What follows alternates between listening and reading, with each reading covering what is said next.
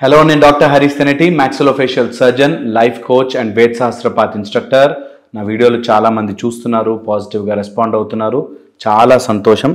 అయితే ఈరోజు మనం మాట్లాడుకోబోతున్న కాన్సెప్ట్ ఈ ఒక్క క్షణం బ్రతకడం. ఈ ఒక్క క్షణం, living only this moment. Next moment గురించి ఆలోచించకుండా, రేపు ఏం జరుగుతుందో బాధ లేకుండా, అప్పుడెప్పుడో ఏం జరిగిపోయిందో అన్న బాధ లేకుండా ఈ ఒక్క క్షణం బ్రతకనే ప్రయత్నం చేద్దాం. ఈ ఒక్క క్షణం బ్రతకడం గనక మనం అలవాటు చేసుకోగలిగితే, ఈ ఒక్క క్షణమే, ఇంకా నెక్స్ట్ మూమెంట్ గురించి కూడా కాదు, ఈ ఒక్క క్షణమే బ్రతకడం అలవాటు చేసుకుంటే నిజంగా బ్రతుకుని బ్రతికినట్టు, లివింగ్ యువర్ లైఫ్ అన్నమాట. ఈ ఒక్క క్షణంని మనం అబ్జర్వ్ చేసి చూస్తే 3 ఇంపార్టెంట్ విషయాలు తెలుస్తాయి. ఈ ఒక్క క్షణములో 3 ఇంపార్టెంట్ విషయాలు మన కళ్ళ ముందు ఉంటాయి. ఓకే, ఫస్ట్ వచ్చేసి జెనెటిక్ ఇన్ఫ్లుయెన్స్. మన ఎలా పుట్టామో తెలియదు, ఎక్కడి నుంచి వచ్చామో తెలియదు, ఖచ్చితంగా ఈ భూమి మీదకి వచ్చినప్పుడు ఒక జెనెటిక్ స్ట్రక్చర్ తీసుకుని వస్తాం. ఒకలాంటి కళ్ళు, ఒకలాంటి ముక్కు, ఒకలాంటి చేతులు కాళ్ళు, ఒకలాంటి ఫేసు, ఇవన్నీ ఎన్నో జన్మలుగా కలగలుపుకుని ఒక కర్మ ప్రకారము ఒక పొజిషన్ తీసుకుని అందులోంచి వస్తాం. వచ్చేటప్పుడు ఆత్మ, పరమాత్మ, వీటికి తగ్గ కర్మబంధంతో కలిసిన ఒక బాడీలోకి, బయోలాజికల్ బాడీలోకి 4వ నెల, తల్లి గర్భంలో ఉన్న 4వ వారములో జాయిన్ అవుతాం. అలా జాయిన్ అయిన ఈ క్షణం వరకు జెనెటిక్ ఇన్ఫ్లుయెన్స్ మనని నడిపిస్తూ ఉంటుంది. ఒక తెలియని మేనరిజము, ఒక తెలియని అలవాటు, ఒక తెలియని స్ట్రక్చరు మనం అనుకోకుండానే మనకి వచ్చేసింది. ఇది నిజం. ఈ జెనెటిక్ స్ట్రక్చర్ని మార్చలేము. చాలామంది ఒక 4 విషయాలు పట్టుకుని మార్చాలి అని ప్రయత్నం చేస్తారు. మనం మార్చలేని 4 విషయాలు గుర్తుపెట్టుకోండి. ఈ 4 ఎవ్వరూ మార్చలేరు. జన్మ, మృత్యు, జర, వ్యాధి. ఎక్కడ పుట్టాము, ఎవరికి పుడతాము మనం మార్చలేము. ఎలా చనిపోతాము, మృత్యువు మనం మార్చలేము, మన చేతుల్లో లేదు. ఓకే, జరా ఈజ్ ఏజింగ్. నువ్వు ఎంత కష్టపడ్డా సరే నీకు 100 సంవత్సరాల జీవితం అంటే 100 సంవత్సరాల జీవితం వెళ్ళిపోతూ ఉంటుంది. ఏజింగ్ని మార్చలేవు. మనం వృద్ధాప్యం రావడము, మనం ముసలివాళ్ళం అయిపోవడము, మన ఏజ్ అయిపోవడాన్ని మనం చేయబెట్టి ఆపలేము. ఇక 4వది వ్యాధి. ఒకసారి రోగం వస్తే ఆ రోగానికి సంబంధించినది మనం మార్చలేము. ఓకే, ఆ రోగాన్ని ఎలా వెళ్ళగొట్టుకోవాలి, ఎలా అవ్వగొట్టుకోవాలి చూడాలి. కానీ అయ్యో నాకు రోగం వచ్చిందే అనే బాధ మార్చలేనిది. రోగముని మార్చలేము. రోగంని అవ్వగొట్టుకోవాలి, ఫినిష్ చేసుకోవాలి, ట్రీట్ చేసుకోవాలి. ఈ 4 విషయాల మీద బాధపడేవాడు మూర్ఖుడితో సమానం. జెనెటిక్ ఇన్ఫ్లుయెన్స్ వల్ల కొన్ని క్యారెక్టరైజేషన్స్, జెనెటిక్ ఇన్ఫ్లుయెన్స్ వల్ల జెనెటిక్ అంటాం, లేదా కర్మ ప్రకారము కొన్ని వస్తాయి.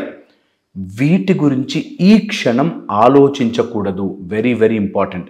అరే మా నాన్న అట్లా చేసిందే, అరే మా అమ్మ ఇలా ఉంది, నేను అలాంటి కుటుంబంలో పుట్టుంటే, నేను అలాగ అక్కడ ప్లేస్లో పుట్టుంటే, లేకపోతే అలా జరుగుండుంటే, ఇవన్నీ మార్చలేనివి. బికాజ్ జన్మ, మృత్యు, జరా, వ్యాధి, నీకు వచ్చే సర్కమ్స్టెన్సెస్, నీ జన్మను మార్చలేవు. దాన్ని మారాలి అని అనుకుంటే దాని గురించి చెయ్యాలి, కానీ బాధపడకూడదు. బాధపడితే మారదు. ఈ 4 విషయాలు బాగా ఇంపార్టెంట్గా గుర్తుపెట్టుకోవాలి. That is your genetic structure. First thing. దీన్ని మార్చేయాలి అని చూడకూడదు. దీన్ని ఎలా అధిగమించాలి, దీన్ని ఎలా దాటాలి అని మాత్రమే చూడాలి. ఇది ఫస్ట్ థింగ్. సెకండ్ వచ్చేసి, ఈ క్షణం మనకున్నది రిపిటేటివ్ థాట్స్. మన మైండ్లో ఎప్పుడు ఈ క్షణంలో ఏం జరుగుతుంది తెలుసా, ఏమేమో పదే పదే చుట్టుతున్న థాట్సే. కొత్త ఆలోచన రానివ్వదు.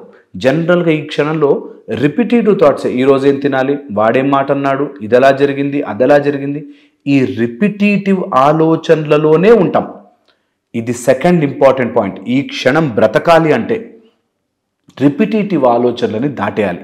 ఎంత త్వరగా రిపిటేటివ్ ఆలోచన నుంచి బయటపడతారో, ఎంత త్వరగా మనం ఈ పదే పదే ఒకే చక్రంలో తిరుగుతున్న ఆలోచన నుంచి బయటపడతారో అంత త్వరగా ఈ క్షణం బ్రతుకుతారు.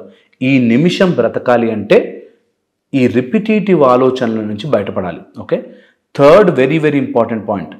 ఏదో తెలియకుండానే మన మైండ్ మెల్లగా ఒక సైడ్కి వంగిపోయి పాస్ట్ కానీ ఫ్యూచర్ కానీ వైపుకి వెళుతుంది. ఇది మూడో ఇంపార్టెంట్ పాయింట్. నీకు ఇప్పుడున్న సమయం తప్ప ఎప్పుడో ఆలోచనలకి మన మైండ్ వెళ్ళిపోతూ ఉంటుంది. ఈ క్షణం మనం చేయాల్సింది ఏంటంటే ఆ వెళ్ళిపోతున్న ఆలోచనలు వెనక్కి తీసుకురావాలి.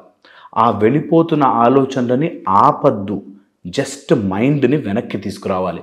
ఈ మూడు గనక ఈ క్షణం చేయగలిగితే, అంటే నా శరీరము గురించిన బాధ నాకు లేదు, ఓకే, అండ్ నా పాస్ట్ ఫ్యూచర్ గురించి ఆలోచన నేను చెయ్యట్లేదు, అండ్ ఏదైతే పదే పదే వస్తుందో ఆ ఆలోచన నుంచి నేను పక్కకి జరుగుతాను. ఇది గనక మీరు చేసుకోగలిగితే ఈ క్షణం బ్రతకడం స్టార్ట్ చేస్తారు. ఈ క్షణం బ్రతికితే ఏమవుతుంది? ఏంటి అంత గొప్పతనం అందులో? ఈ క్షణం బ్రతకాలి, ఈ క్షణం బ్రతకాలి, లివ్ ఇన్ ద మూమెంట్ అంటారే, ఏమొస్తుంది దానివల్ల? ఏమొస్తుందంటే, నిజానికి ఒక చెట్టు ఉందనుకోండి, ఒక మొక్క, అది ఇంత పెరగాలి అని డిసైడ్ చేసుకోదు. ఓకే, నేను పెరిగాక ఏమవుతుంది నా కాయలు అని ఎప్పుడు ఆలోచించదు. ఒక నీరు కొండల ప్రాంతంలోనో లేకపోతే ఎక్కడి నుంచో ప్రవహించుకుంటూ వచ్చి నేను సముద్రంలో కలవాలి, వెళుతూనే ఉంటాను, కొండ అడ్డొస్తే కొండని చీల్చుకుని వెళ్తాను, దాని ప్రయాణం ఆపదు, బాధపడుతూ కూర్చోదు. అలాగే మనము ఈ క్షణంలో బ్రతికినప్పుడు అక్కడ బాధపడుతూ కూర్చోము. ఈ క్షణం నేనేం చేసుకోగలుగుతా, ఈ క్షణం నేను ఎంత బెటర్గా బిహేవ్ చేయగలుగుతా, ఈ క్షణం నేను ఏదైనా కొత్తది ఎలా నేర్చుకుంటా అనే ఆలోచనలో పడతారు. ఎప్పుడైతే రిపిటేటివ్ థాట్స్ నుంచి, పాస్ట్ ఫ్యూచర్ థాట్స్ నుంచి, తర్వాత జెనెటికల్గా ఆర్ కర్మ ప్రకారం మనకు వచ్చిన వాటి గురించి బాధపడకుండా ఉంటామో అప్పుడు ఈ క్షణం బ్రతకడం స్టార్ట్ అవుతుంది. ఈ క్షణం బ్రతికినప్పుడు ఈ క్షణాన్ని అద్భుతంగా వాడడం మనకు వస్తుంది. ఈ క్షణాన్ని అద్భుతంగా వాడినప్పుడు ఏది అడ్డు కాదు, ఏది బాధ కాదు. నేను ఒక బకెట్ వాటర్ తీసుకుని వాటర్ని వేసి గట్టిగా కొట్టాను అనుకోండి, వాటర్ ఏం చేయదు తెలుసా, నా చెయ్యి నీళ్లలోకి వెళ్ళిపోతుంది, అది నా చెయ్యిని మొత్తం కప్పేస్తుంది. ఎందుకు తెలుసా? వాటర్ అడాప్ట్స్, ఇలా తిరిగిపోయి దాని లోపల చుట్టేసుకుంటుంది. అలాగే నీరులాగా మనం మారాలి. సమస్య వస్తే దాన్ని చుట్టేసేయాలి, మనం దాన్ని కవరప్ చేసేయాలి, దాన్ని అరిగించేసుకోవాలి. వాటర్ ఈజ్ యూనివర్సల్ సాల్వెంట్, దాన్ని అరగొట్టేసుకోవాలి. ఆ శక్తి అంతా ఈ క్షణంని అనుభవిస్తే వస్తుంది. ఎప్పుడు గురించో ఆలోచిస్తున్న కొద్దీ నువ్వు ఆగిపోయి ఉంటావు, ఎదగలేవు. ఎప్పుడు గురించో ఆలోచించొద్దు, పాస్ట్ ఫ్యూచర్లోకి వెళ్ళొద్దు.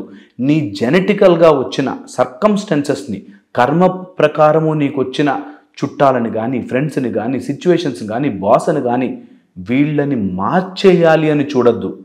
ఈ క్షణం మనం ఏం బెస్ట్గా చేయగలం అని మాత్రమే ఆలోచించాలి. ఇది ఆలోచించాలి అంటే నేను మీకు తొందరలో వాటర్ మెడిటేషన్ ఒకటి రిలీజ్ చేస్తాను. ఖచ్చితంగా మన ఇదే ఛానల్లో, మనము సునీత మీడియా ఛానల్లో వాటర్ మెడిటేషన్ నేను ఒక ఆడియో పెడతాను. అందులో ఏం స్పీచ్ ఉండదు, మీరు ఓన్లీ అది పెట్టుకుని వాటర్ మెడిటేషన్ చేయండి. మీకు నిజంగా వాటర్ మెడిటేషన్ కావాలి అంటే, నిజంగా మన శరీరంలో 70% వాటర్ ఉంటుంది. ఆ 70% వాటర్ని మనం యాక్టివేట్ చేసుకోగలిగితే, నిజంగా మనం వాటర్ లాగా మారగలిగితే ఏది అడ్డు కాదు. కొండలని, గుట్టల్ని దాటుకుంటూ, దాని నుంచి పెనిట్రేట్ చేసుకుంటూ జలపాతంలాగా ముందుకు సాగిపోతూ ఉంటుంది. అలాంటి వాటర్ తత్వంలా మారి దేన్ని ఆపద్దు. నా జెనెటికల్గా వచ్చింది, నాకు వంశపారంపర్యంగా వచ్చింది, నాకు కులమత ప్రాంతాలుగా వచ్చింది, ఏది మన మైండ్లో అడ్డు కాదు. ఎందుకంటే మనము దాటుకుంటూ వెళ్ళిపోతాం. ఈ క్షణం ఏం బెస్ట్ చేయగలమో అని మాత్రమే ఆలోచిస్తాం. ఈ ఒక్క పని చేసి చూడండి. నేను మీకు తొందరలోనే ఆ మెడిటేషన్ పెడతాను.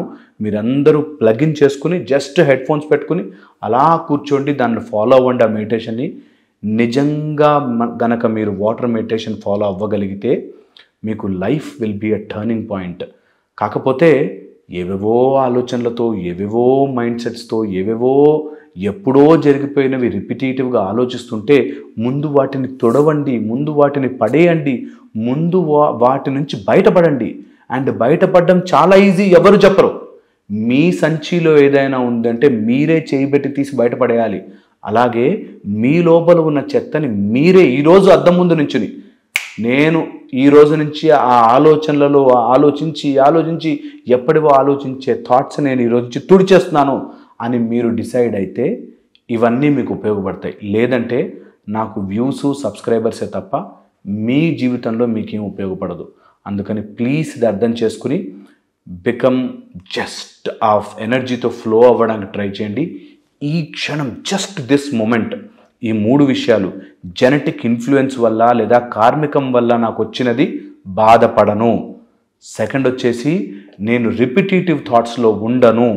థర్డ్ వచ్చేసి పాస్ట్ ఫ్యూచర్ గురించి ఆలోచించే ఆ స్ట్రాంగ్ ఫోర్స్ని బద్దలు కొట్టుకుని బయటకు వస్తాను అని మీరు ఫిక్స్ అయితే ఈ క్షణం, ఈ ఒక్క క్షణం బ్రతికితే చాలు అనిపిస్తుంది. అంత బాగుంటుంది లైఫ్. ఈ క్షణం బ్రతికే ప్రయత్నం చేద్దాం. ఈ క్షణంలో ఉండే అద్భుతమైన ఎక్స్పీరియన్స్ మీరు అందరూ కూడా చెయ్యాలని నా మనస్ఫూర్తిగా కోరుకుంటున్నాను. అండ్ మీకు గనక ఏమైనా డౌట్ కనుక ఏమైనా ఉంటే ఖచ్చితంగా నాకు కింద మెసేజ్ చేయండి. నేను మెసేజ్ చదువుతాను, ఖచ్చితంగా మీ మెసేజ్కి ఆన్సర్ చేస్తాను. జెన్యూన్ డౌట్ అనిపిస్తే, కొన్ని డౌట్స్ కొంతమంది అడుగుతున్నవి ఆల్రెడీ ప్రీవియస్ వీడియోల్లో ఉన్నాయండి, మీరు కంపల్సరీగా వెళ్ళి చూడండి. ఎవరి సిచ్యువేషన్కి తగ్గట్టుగా మీరు మార్చుకోవాలి వాటిల్ని. నాకు తెలిసిన అవగాహనతో నేను కొన్ని చెప్తున్నా, ఇవి యూనివర్సల్ ఫ్యాక్ట్స్ కాబట్టి మీరు మీ సిచ్యువేషన్కి దాన్ని అడాప్ట్ చేసుకుంటే మీ జీవితంలో నిజంగా మార్పు వస్తుంది. ఖచ్చితంగా ట్రై చేయండి. నాకు మీరు ఇచ్చే ఏదైనా హెల్ప్ నాకు మీరు చేయగలుగుతారంటే మీరు మారడం. మీరు గనక సక్సెస్ అయితే I will be the happiest. ఇంట్లోనే శత్రువు ఉంటే ఎంత భయంకరంగా ఉంటుందో తెలుసా? మన ఇంట్లోనే మనకు తెలిసిన వాళ్ళే, మనం బాగా ఇష్టపడ్డ వాళ్ళే శత్రువుగా మారిపోతే ఆ బాధ భయంకరంగా ఉంటుంది. మనకేమో ప్రేమగా ఉంటుంది, వాళ్ళేమో మన అర్థం చేసుకోలేక టార్చర్ పెట్టేస్తుంటారు. ఇంట్లో కోపిష్టి భర్త, గయ్యాళి పెళ్ళాం, లేదా బాగా కోపంగా ఉండే తమ్ముడు, లేదా అన్నిటికీ ఇరిటేట్ అయిపోయే అక్క, ఎలాగో అలా తీసుకోండి. మన ఇంట్లోనే మన శత్రువు ఉంటే మెంటల్ టార్చర్ అనుభవిస్తుంటారు. నిజంగా ఆ టార్చరు వర్ణనాతీతం. తాగేసి వచ్చి కొట్టడం కానీ, లేకపోతే ప్రతి దానికి గొడవ పెట్టడం కానీ, అండ్ వాళ్ళ మాటే నెగ్గించుకోవడానికి కానీ ప్రయత్నం చేసేవాళ్ళు నరకం చూస్తుంటారు.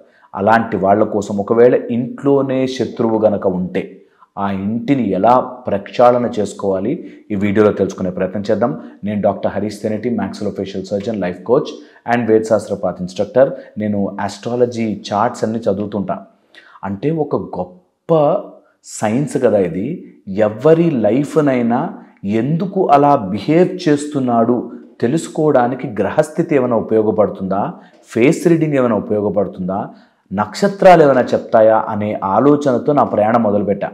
అలా స్టార్ట్ చేసినప్పుడు నిజంగా కొన్ని కోరిలేట్ అవుతాయి. అన్నీ యాక్యురేట్గా చెప్పే జ్ఞానము మనకి లేకపోయినా కొన్ని తెలుస్తుంటాయి. అలా నేను చూసినప్పుడు నాకు కొన్ని ఇంపార్టెంట్ విషయాలు తెలిసాయి. కొంతమంది కొన్ని ఇన్ఫ్లుయెన్సుల వల్ల ఎప్పుడు ఇంట్లో వాళ్ళతో చాలా నిష్ఠూరంగా, దరిద్రంగా, కోపంగా, చాలా అసహించుకునేలాగా బిహేవ్ చేస్తుంటారు. ఇలా ఎందుకు చేస్తారా అని కొంచెం దాని మీద ఇంట్రెస్ట్ పెరిగి ఆలోచించాను. First very very important point ఏంటంటే ఈగో. నేనే కరెక్టు అనే ఒక భయంకరమైన రోగంలో బ్రతుకుతుంటారు వీళ్ళు. ఇంట్లోనే ఉండి నా ఇంట్లో వాళ్ళందరినీ నేను కంట్రోల్ చేయడానికి గల కారణం నేను కరెక్ట్ అని చూపించుకోవడానికి 100 ప్రయత్నాలు చేస్తారు. వాళ్ళు ఆ కరెక్ట్ను చూపించుకోవడానికి కోపం అనే అస్త్రం విసురుతూ ఉంటారు, ఇరిటేషన్ అనే అస్త్రం విసురుతూ ఉంటారు. వాళ్ళే కరెక్టు, మిగతా వాళ్ళంతా తప్పు అనే మెంటాలిటీతో ఉంటారు. అలాంటి వాళ్ళు ఇంట్లో ఉంటే నరకం చూస్తూ ఉంటాం కదా. అలాంటి వాళ్ళు మీ ఇంట్లో ఉన్నారా? జాగ్రత్త పడండి. నెంబర్ 2, ఇలాంటి వాళ్ళు ఆర్ గెలుపు గెలుపు గెలుపు, నేనే గెలవాలి, నా మాటే నెగ్గాలి, నా మాటే కరెక్ట్ అవ్వాలి అని అనుకునే వాళ్ళ ఇంట్లో ఉంటే మహా నరకం కదా. అలాంటి వాళ్ళు మీ ఇంట్లో ఉంటే చాలా జాగ్రత్తగా డీల్ చేయాలి వాళ్ళతో. నెక్స్ట్ వచ్చేసి మన మోరల్స్ని తప్పు చూపిస్తారు. నీకు విలువ లేదురా, నువ్వు ఇలాంటి వాడివిరా, నువ్వు అలాంటి దానివిరా అని ప్రతి మాట నుంచి ఏరి ఆ ప్రతి మాటలోనూ మనం ఎంత చీప్ ఫెలోస్ అనేటట్టుగా పోర్ట్రే చేస్తుంటారు. అలా ప్రొజెక్ట్ చేస్తుంటారు. మనమే తప్పు అన్నట్టుగా ప్రొజెక్ట్ చేస్తుంటారు. అలాంటి వాళ్ళతో నిజంగా చాలా జాగ్రత్తగా ఉండాలి. వాళ్ళు ఎప్పుడు ఇంట్లోనే ఉండి మనకే శత్రువుగా మారి మనం ఏం చేసినా మన తప్పుగా చూస్తూ చాలా భయంకరంగా పనిష్ చేస్తుంటారు. అలాంటి వాళ్ళు ఉండడం ఉన్న వాళ్ళ చుట్టూ ఉన్న వాతావరణానికి ఒక టైప్ ఆఫ్ నెగిటివిటీ వచ్చేస్తుంది అన్నమాట. సో అలాంటి వాళ్ళతో జాగ్రత్తగా ఉండాలి. నెక్స్ట్ వచ్చేసి వీళ్ళు ఎప్పుడూ కూడా ఎంతసేపు కూడా ఒకవేళ వాళ్ళు ఓడిపోతున్నాము, వాళ్ళ పొజిషన్ తగ్గిపోతోంది అని తెలియగానే ఎమోషనల్ డ్రామా క్రియేట్ చేస్తారు. అంటే ఏడ్చేసి రూమ్లోకి వెళ్ళిపోయి లాక్ వేసేసుకుని డోర్లు కొట్టేసేసి ఇలాగ ఎమోషనల్ డ్రామా క్రియేట్ చేస్తుంటారు. ఇలా ఎమోషనల్ డ్రామా క్రియేట్ చేస్తున్నారు అంటే వాళ్ళు ఈగో గేమ్ ఆడుతున్నారు అన్నది గుర్తుపెట్టుకోవాలి. ఇంట్లోనే గనక ఇలాంటి శత్రువు ఉంటే వాళ్ళతో డీల్ చేయడం రావాలి.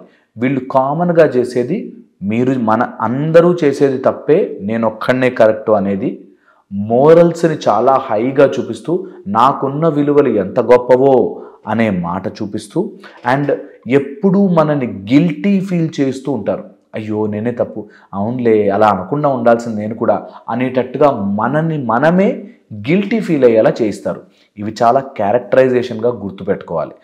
ఇలాంటి వాళ్ళని డీల్ చేయాలంటే ఎలాగా? ఇలాంటి వాళ్ళని డీల్ చేయాలంటే 2 విషయాలు గుర్తుపెట్టుకోవాలి. ఇది పెద్ద మహాయుద్ధం వచ్చినప్పుడు రాజులు వాడతారు. ఓకే, దీనిలో ఫస్ట్ వచ్చేసి మహాయుద్ధం వస్తే, శత్రువుతో యుద్ధం వస్తే okay, go out of mercy అంటారు అండ్ గో అవుట్ ఆఫ్ రీకన్సైలేషన్ అంటారు. అంటే ఏమాత్రము జాలి ఉండకూడదు, ఏమాత్రము ఒక అడుగు ముందుకేయాలంటే భయం ఉండకూడదు. సర్లే మనవాళ్లే కదా అని మీరు తగ్గగానే వాళ్ళు పవర్ పెరుగుతుంది, మనం ఇలా తగ్గగానే పవర్ పెరుగుతుంది. అందుకని ఎప్పుడైనా ఇలాంటి వాళ్ళతో చాలు విన్నాం సరే మనవాళ్లే కదా వదిలేసాం వాళ్ళకి అది పెద్ద పవర్గా మారుతుంది. So they become determined. మనని టార్చర్ పెడుతుంటే మనం బాధపడుతున్నాము అని తెలియగానే వాళ్ళు ఇంకా పెద్దగా మారిపోతారు, డిటర్మైన్డ్ అయిపోతారు. సెకండ్ వచ్చేసి హ్యాబిట్గా మారిపోతుంది. ఒక స్టేజ్ వచ్చాక వాళ్ళే మారాలన్నా మారలేరు, వాళ్ళకే ఎందుకు కోపం వస్తుందో తెలియదు, వాళ్ళే హ్యాబిచువల్గా మారిపోతారు. అండ్ థర్డ్ వచ్చేసి వాళ్ళ లోపల ఒక టైప్ ఆఫ్ విషం తయారైపోయి ఎంతసేపు ఆ విషయాన్ని కక్కడానికే చూస్తారు. ఇది habitual bitterness and deterministic behaviour అంటారు. వాళ్ళు ఇంకా ఆ పాయింట్లోనే మనని టార్చర్ పెడతారు. ఒక ఫ్యామిలీలో నేను చూశాను, ఆ ఫ్యామిలీలో ఓన్లీ ఒక ఫ్రిడ్జ్ పొజిషన్ ఎక్కడ ఉండాలి అన్న దాని మీద 5 రోజులు గొడవ పడ్డవాళ్ళు ఉన్నారు. నాకు తెలుసు ఫ్రిడ్జ్ పొజిషన్ ఎక్కడ ఉండాలి అని. సో అలాగా చిన్న విషయాలకి చేస్తున్నారు, ఈగో ఫైట్లోకి వెళ్ళిపోతున్నారు అంటే డిటర్మైన్డ్గా ఉన్నారు, బిట్టర్నెస్తో ఉన్నారు, హ్యాబిట్గా మారిపోయి ఉంటారు. వీళ్ళని డీల్ చేసేటప్పుడు నో మర్సీ, నో రికన్సైలేషన్, గట్టిగానే డీల్ చేయాలి, గట్టిగా డీల్ చేయడం రావాలి. డీల్ చేస్తున్నప్పుడు కొన్ని ఇంపార్టెంట్ పాయింట్స్, వాళ్ళని హేట్ చేయకూడదు. మనం డీలింగ్ ఎలా ఉండాలంటే సపోజ్ అది రోగముగా మారి వాడికి కోపిష్టి రోగము, లేకపోతే ఫ్రస్ట్రేషన్ రోగము, లేకపోతే తాగుడు వ్యసనము అలా ఏదైనా ఉంటే వాళ్ళ రోగం మీద జాలి చూపించకూడదు. వాళ్ళ మీద జాలి ఉండొచ్చు, తప్పులేదు, కానీ వాళ్ళ రోగము మీద జాలి చూపించకూడదు. అయ్యో మనవాడేలే అని చెప్పి మనం కూడా 2 సార్లు హెల్ప్ చేస్తే 3వ సారి తల మీదకి ఎక్కేస్తారు. కాబట్టి deal them without hatred but do not deal them with mercy. వాళ్ళ రోగాన్ని జాలితో కాదు గట్టిగా డీల్ చేయాలి, నెంబర్ 1. సెకండ్ వచ్చేసి ఇలా డీల్ చేస్తున్నప్పుడు మీ మొరాలిటీ ఏమైపోతుంది అనే భయంలో పడకూడదు.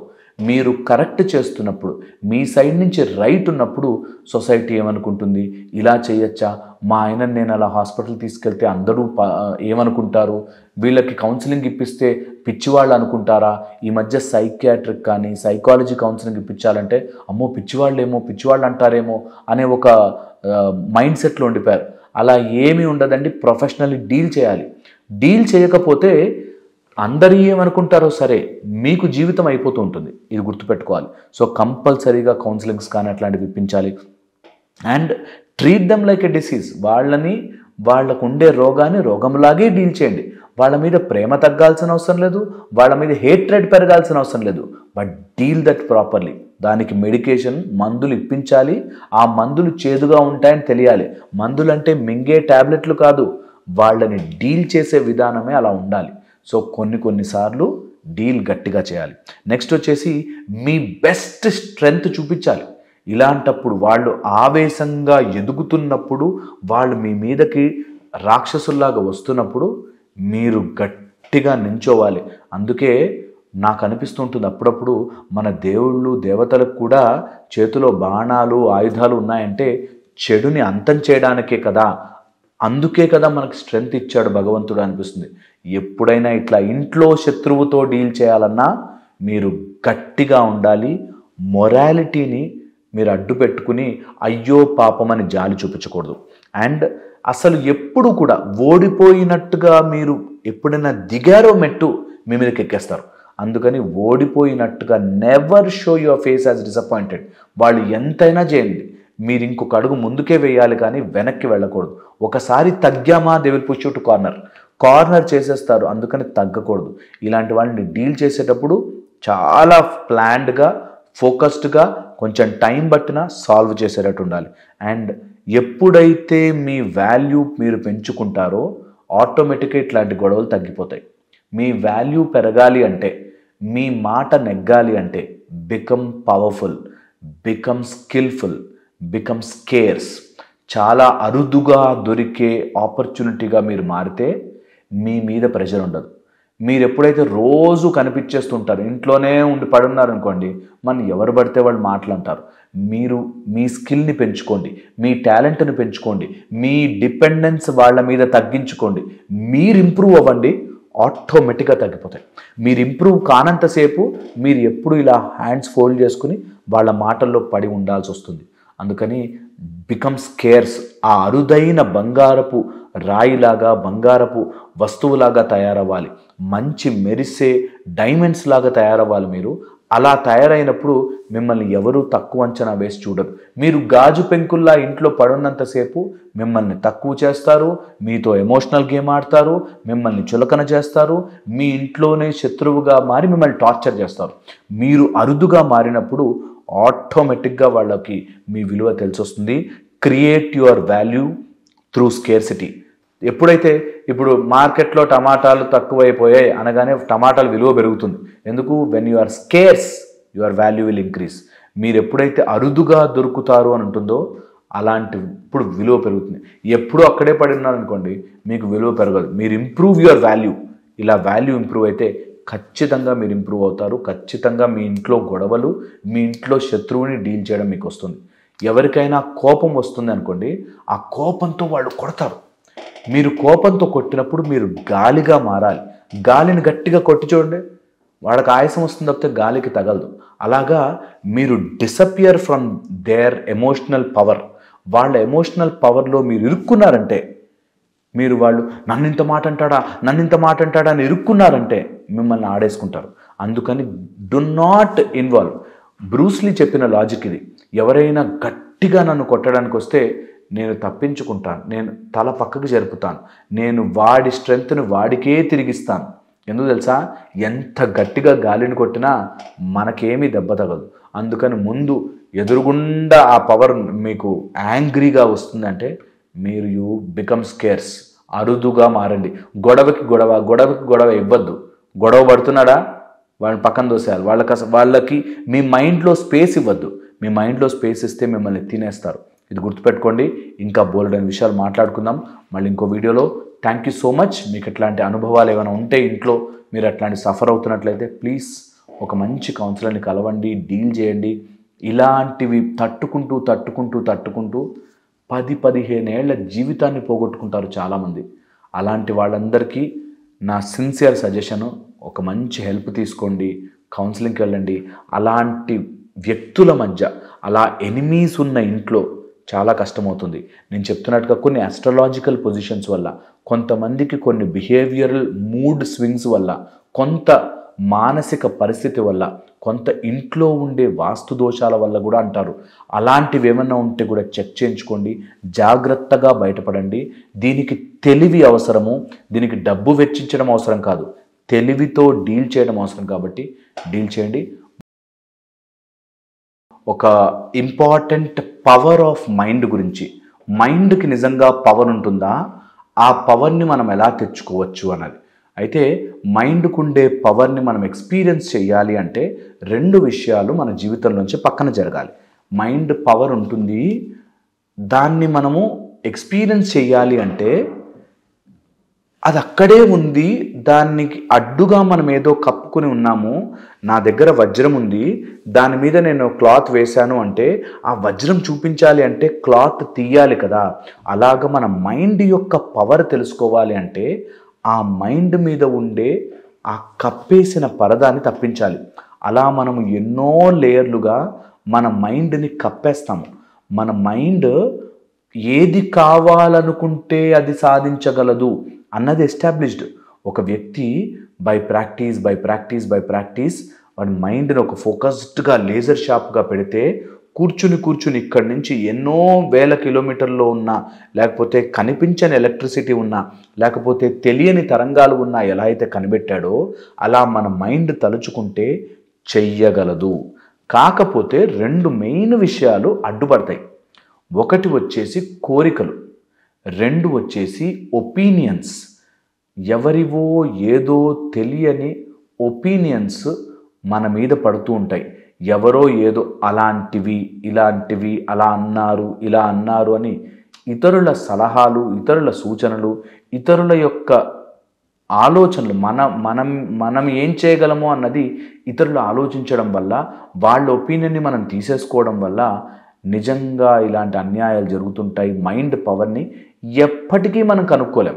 అందుకని నువ్వు చెయ్యలేవురా, అది నీ ఒపీనియన్, అలా నువ్వు అనుకుంటున్నావు, నేను కాదు. నువ్వు నల్లగా ఉన్నావు కాబట్టి సినిమాల్లోకి వెళ్ళలేవు, సినిమాలకి పనికిరావు అన్నారు, కానీ సూపర్ స్టార్ అయ్యాడు. నువ్వు ఇంత పొడుగ్గా ఉన్నావు కాబట్టి నువ్వు సినిమాలకు పనికే రావు అన్నారు, కానీ చాలా పెద్ద స్టార్ అయ్యాడు.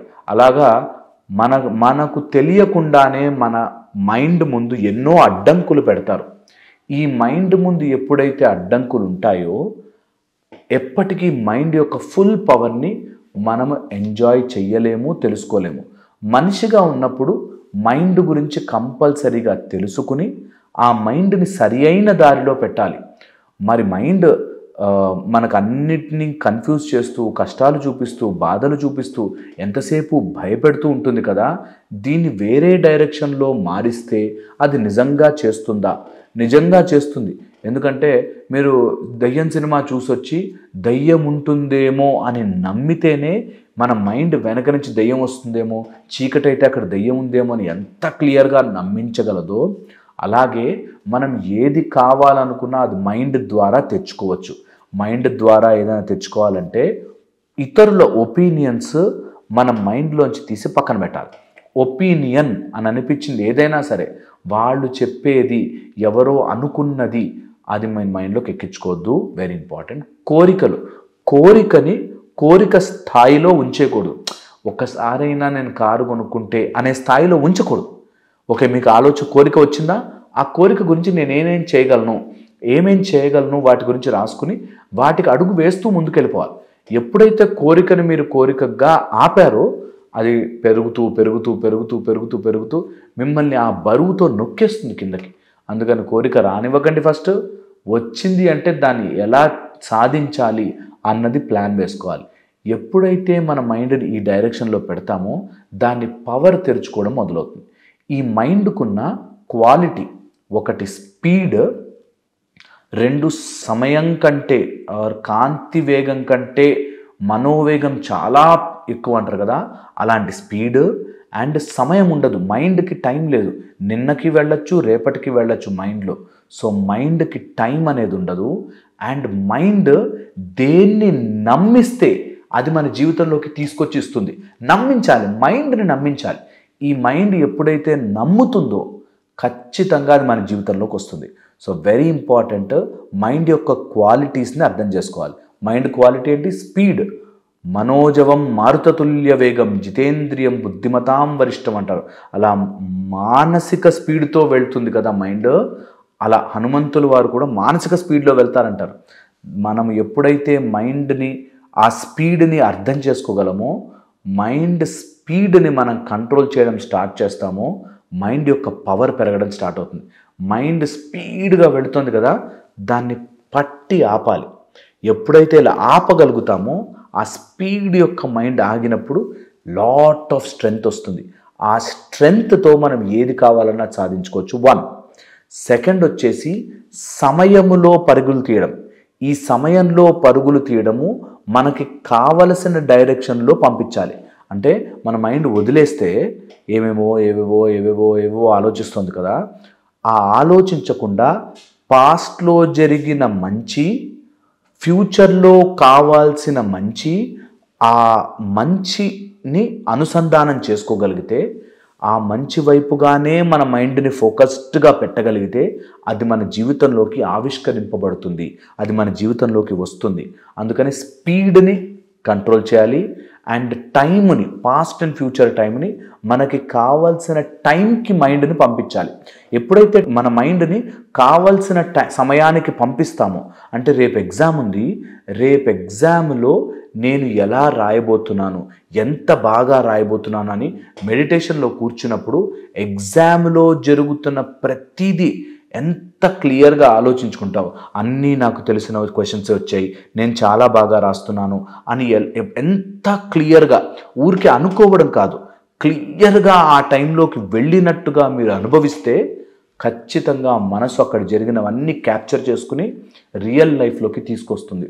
ఓకే, అది ఒకటి. నెక్స్ట్ వచ్చేసి third and very very important, mind కనుక మీరు ఎప్పుడైనా మనసుని ఒక కంటైనర్లలో కానీ లేకపోతే ఆ పవర్లో కానీ తీసుకురావాలి అంటే, మైండ్ యొక్క స్ట్రెంగ్త్ని అర్థం చేసుకోవాలంటే, మైండ్ని స్పీడ్ని కానీ టైంని కానీ దాటి వెళ్ళాలి అంటే నమ్మకం క్రియేట్ చేయాలి. బిలీఫ్ ఎప్పుడైతే మనసు నమ్ముతుందో అయిపోతుంది. క్లియర్గా మైండ్ని నమ్మించగలిగితే అది మన జీవితంలోకి వస్తుంది. ఇలా నమ్మించాలి అంటే ఏం చేయాలి? మనకేం చెప్తారు తెలుసా?